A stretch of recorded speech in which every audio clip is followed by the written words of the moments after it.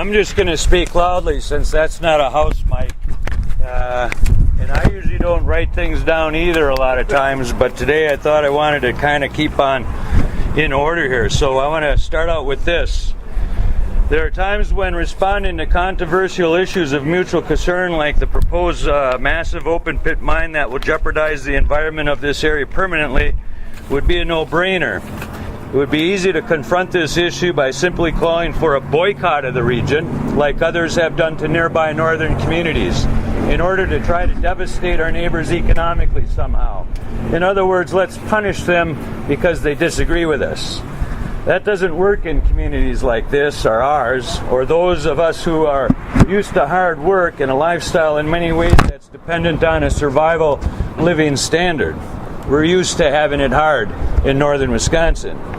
It would be contrary to what we would like to happen here to our neighbors and our many relatives who live amongst other people here, like my great-grandfather John Morrison wanted to do, that had his 80-acre allotment near Moore Park Road stolen by wealthy out-of-state mining interests in the 1880s. And therefore we will continue to encourage people to come to this region, stay in local lodging, eat the cuisine of the region, and partake in the many economically friendly tourist and sightseeing activities like fishing, biking, tubing, and camping that are available. All activities that enhance the development of the Penokee Mountains Heritage Park and the 4 seasons of tourism that recognize in part the 2,000 years of heritage this region contains for us indigenous and contemporary residents. And I and the Lakota tribal government and many Ojibwe and indigenous people of this region involved with the Harvest Camp are deeply appreciative at the beautiful sense of hospitality that's been extended to us by many, many neighbors in this area since the Iron County Forest and Park Committee on May 14, 2013, accepted in a unanimous vote a proposal by the LCO tribe to establish a treaty-based harvest camp for a period running from May 1st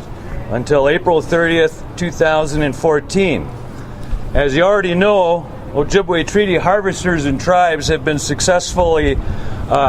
sued people and entities in the past, and those entities and individuals who've engaged in acts deemed as intending to deprive or jeopardize those Ojibwe treaty harvesters or their safety and their right to engage in legal acts and access to lands open to the public for the resources they've reserved. Those treaties with the U.S. government protect our access to food and resources on public lands, and in return those same treaties protect Wisconsin, the private citizens of Wisconsin, and the titles to their land. Having said that much, I want to note the following. Number one, I've been advised that a letter to the Federal Bureau of Investigation is being developed outlining concerns that one Iron County employee that has posted YouTubes about how to create terrorist masks in order to hide your entity has been brought to their attention. This individual has also accused other Iron County officials of acting recklessly in allowing the harvest of treaty resources in this area. In addition, this individual has become the focus of a lot of attention from throughout Indian country because of his racist, ethnocentric posts regarding county business on Twitter and Facebook.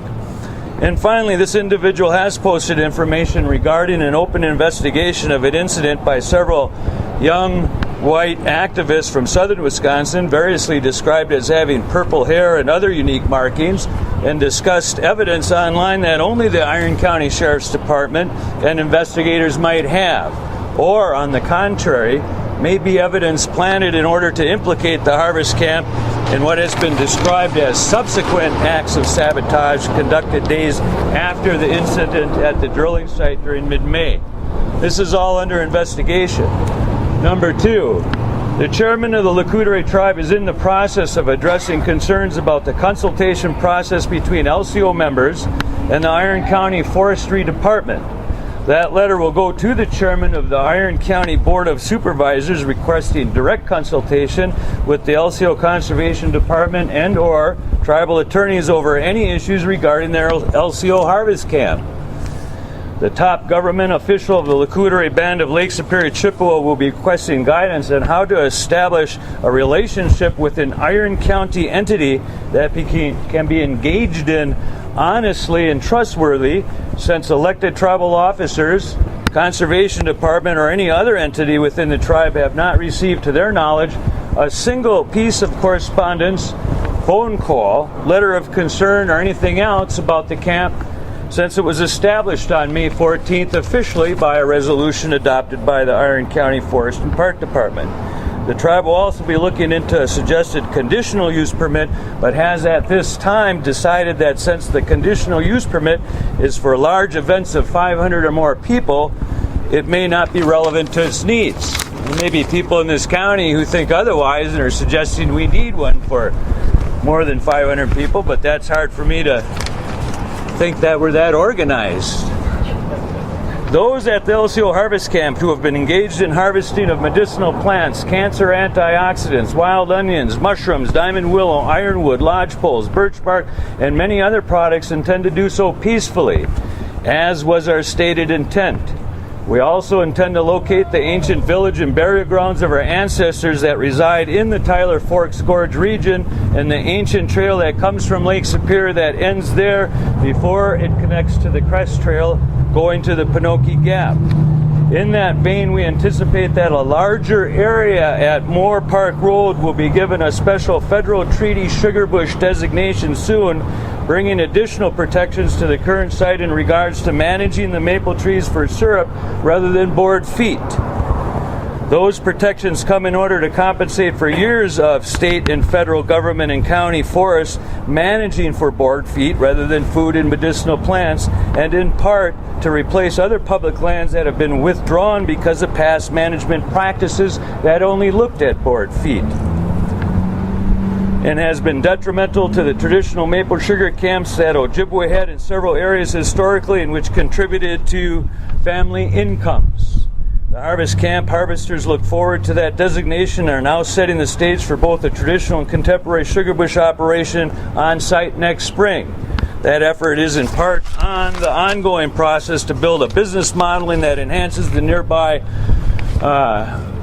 economic stimulus that the camp has already put in here. And we're looking at formulas about how people spend certain amount of monies per day and each day, and multiplied by 7 and all that, we come up with a figure of $250,000 so far, just based on the money that we've brought from people coming into this community. And we've asked people to look at that business model and say, how can we enhance that business model?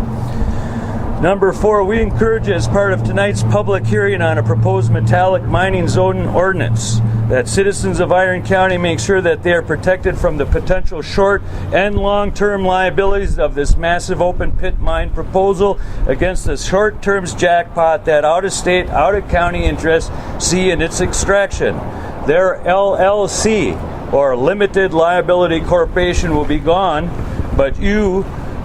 great-grandchildren may want to live here for years later if there's an environment that can still sustain them, and if the local taxpayers are not funding the closing of schools and the cleanup of the Bad River watershed.